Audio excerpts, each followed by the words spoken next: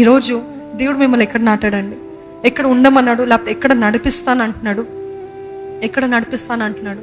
అక్కడ మీరు వర్ధిల్లాలని దేవుడు ఆశపడతాడు. అక్కడ మీరు ఎక్సెల్ అవ్వాలని, అక్కడ మీరు క్రమశిక్షణ కలిగి ఉండాలని. This whole sermon is about your discipline. If you discipline your life, if you discipline your mind, మన మనసుని క్రమశిక్షణ పరుచుకుంటే అంట మన జీవితం అంతా కూడా మార్చబడుతుందండి.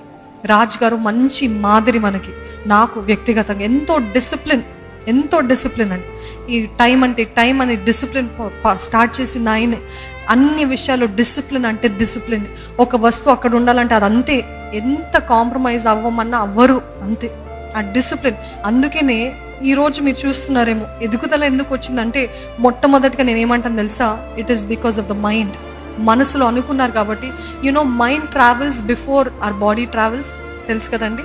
మన మనసు మొదటిగా ప్రయాణిస్తుందంట, మన శరీరం. మనసు ఒకటి ఉద్దేశిస్తుందంట. మనసు నేను అమెరికాకి వెళ్ళాలని అన్నీ ఊహించుకుంటుంది, నన్ను అక్కడ యూనివర్సిటీలో జాయిన్ అవ్వాలి. అటువంటి దృశ్యాలు మీకు కనబడ్డాయా? లేకపోతే నేను ఈ ఆఫీస్లో ఉంటానని మొదటిగా ఎవరు ప్రయాణించారు? మీ దేహం కాదు, మీ మనసు ప్రయాణించి.